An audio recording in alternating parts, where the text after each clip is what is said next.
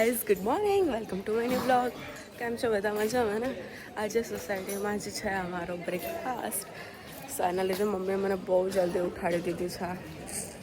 જીલુને હજી સુવા દીધી છે.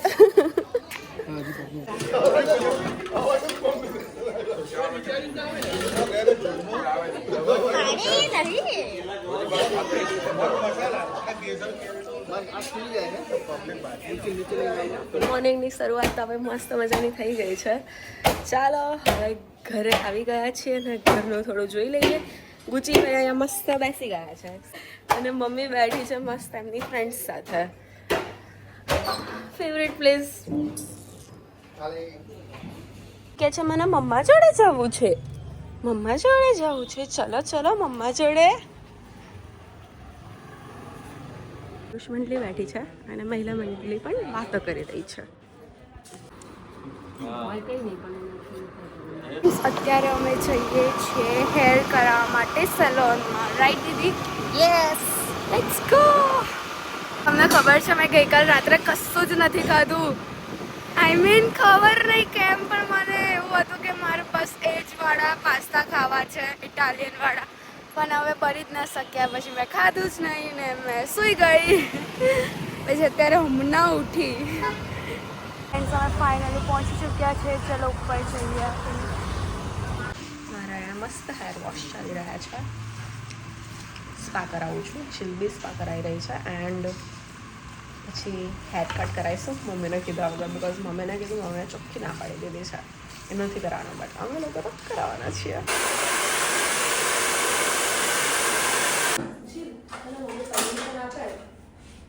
હેર વધારે કટ કરાવવાનું તો કેટલા કટ કરાવવા? નહીં કરાવવા. હવે મૂળ મરી ગયો. સમજી ગઈ હું કે ના કપાવાય બહુ હેર. પણ તો બી પરમિશન આપે તો કેટલા કટ કરાવવા? I think so long layers કરાવ. પરમિશન જ નથી. એ જ મને પરમિશન જ નથી. સો સેડ ફોર મી.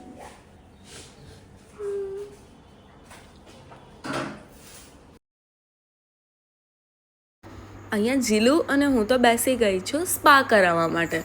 સાચે સ્પા કરાવીને એકદમ રિલેક્સ ફીલ થાય છે એન્ડ એના પછી તો એકદમ ઊંઘ જ આવવા લાગે છે. મજા આવી ગઈ સ્પા કરાવીને. જીલના રિએક્શનથી તો તમને આઈડિયા આવી જ જશે કે એને કેટલી મજા આવી રહી છે. My cutting time. Hair cutting time. લે બે બાજુથી લઈ આપણે. બે બાજુથી એક પોતે. હાય. હેલો. હા હા ઓકે ઓકે. મમ્મીએ બધા કટ કરવાની હા પાડી તો ખુશી થાય છે. જઈ શકે.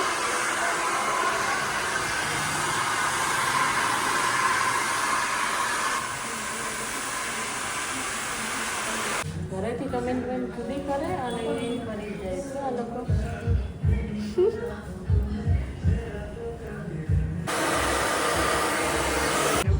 તેરે નામ મૂવી નથી સલમાન ખાનનું?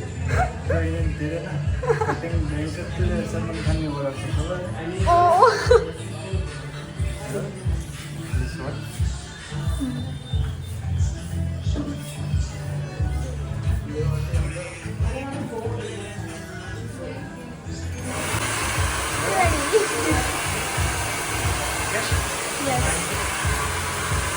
મમ્મી પપ્પાની પરમિશન લઈને હવે હું હેર કટ કરાવવા જઈ રહી છું. આટલામાંથી હવે આટલા પર આવી ગઈ છું.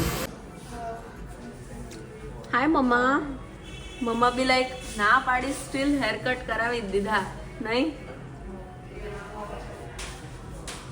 બિચારી સેડ થઈ ગઈ. રાજભાઈ આપણા હેર કટ કરી રહ્યા છે. આટલા કરે છે બરોબર?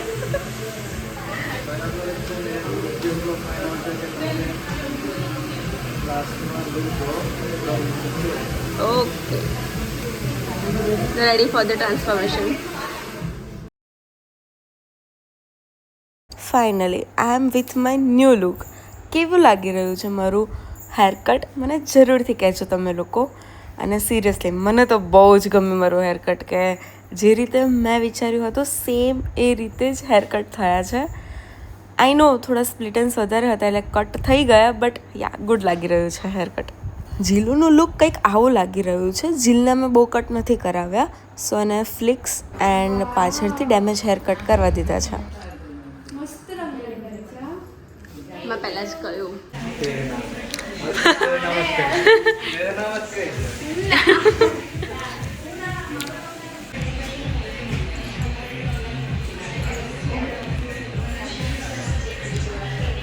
પપ્પાને બતાવીએ ચાલ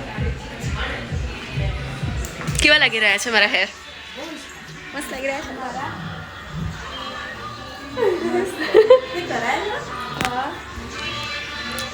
પપ્પા બરોબર.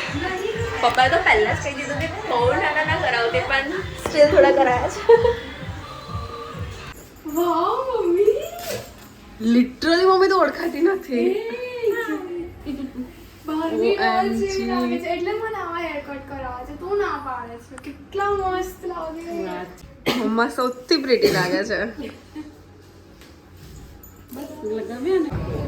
પપ્પાને કપડાં લેવા છે અને પપ્પા મને 3 જગ્યાએ ફેરવવાના છે. સો ફર્સ્ટ સ્ટોપ એમનો હતું ઝુડિયો, બિકોઝ ઝુડિયોનું એમને ફ્રેન્ડે કહ્યું કે સારું કલેક્શન છે. So let's see. આવી ગયા છે ઝુડિયોમાં, પણ કાંઈ ગમતું નથી એમને. ક્યાં ગયા પપ્પા? ખોઈ ગયા.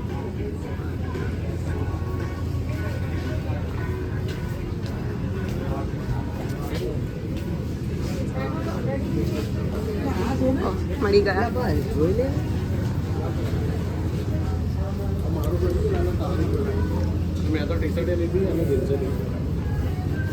ગમે કલેક્શન?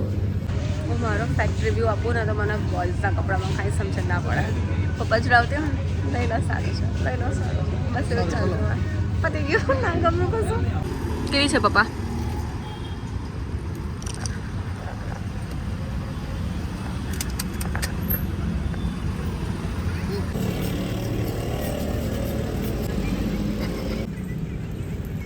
બહુ ખાય તો પછી હેલ્થ ખરાબ થઈ જાય. આ એટલા માટે એક મંગાવું છું બિકોઝ મારું ફૂડ તો ઓલરેડી મેં ઝોમેટો કરાવી દીધું છે. આ તો પપ્પા જોડે થોડો ટાઈમ પાસ, નહીં પપ્પા?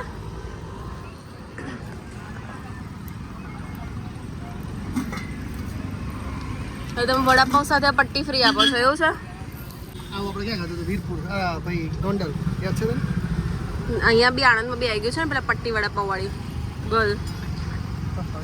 સરસ છે. ટ્રાય કરીને જણાવો કે કેવી છે.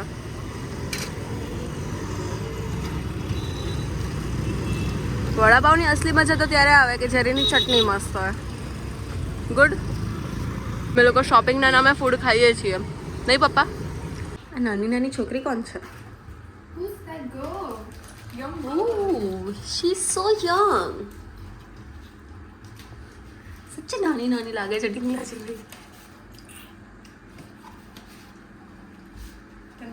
ગાર્લિક બ્રેડ મંગાવી, શેક મંગાવ્યો, ફ્રાઈઝ, બર્ગર, બિકોઝ છોકરી ભૂખી છે સવારની. મેં તો સ્ટીલ સોસાયટીમાં થોડો નાસ્તો કર્યો હતો, મંગાવી દીધો. હવે થોડું હું ખાઈ લઉં, પછી છીલાઈને પાછી ખાશે. दो चल मेरे ही हेयर में, क्योंकि मेरा हेयर इज लॉन्ग. मेरे से ज़्यादा इन दीदी के लॉन्ग है. मैं अभी आपको दिखाऊंगी. ફ્રેન્ડ્સ, અમે સલૂનમાંથી તો ક્યારના આવી ગયા હતા.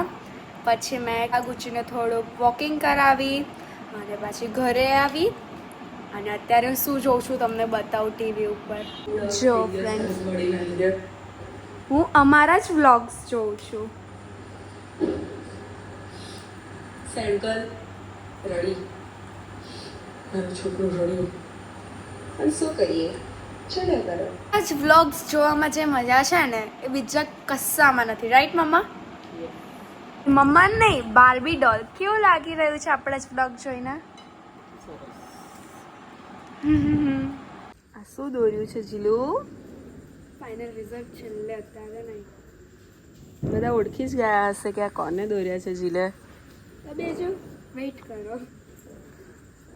ચલો પાછો ટાઈમ સ્લેપ મૂકી દઈશું. યપ. જીલે રંગોળી 8 વાગે કરવા લીધી હતી, અને સાચે આ બહુ જ મહેનતવાળું કામ છે. તમે જોઈ રહ્યા છો કે જે રીતે ડ્રોઈંગ કરી રહી છે, કલર કરી રહી છે, એનું ડ્રોઈંગ એકચ્યુઅલી બહુ જ મસ્ત છે. એ પણ તમને લોકોને દેખાઈ રહ્યું છે. અને કલર કોમ્બિનેશન ખબર પડે છે કે એને શું લેવું જોઈએ, શું નહીં. એન્ડ આ રંગોળી કેટલા વાગે પતી હશે તમે લોકો ગેસ કરી શકો છો, બિકોઝ આ ટાઈમ સ્લેપ છે. આમાં તો બધું જ ફાસ્ટ દેખાવાનું છે. કેટલા બધા સોસાયટીના નાના નાના બચ્ચા આવીને ગયા, જીલને પૂછીને ગયા કે તમે શું કરી રહ્યા છો. બટ આ જેટલું ફાસ્ટ દેખાઈ રહ્યું છે ને એટલું ફાસ્ટ નથી. આ જીલની એટલી બધી મહેનત છે, એને ગમે પણ એટલું બધું જ છે. રંગોળી કરવી, ડ્રોઈંગ કરવું એનું બહુ જ ફેવરેટ છે.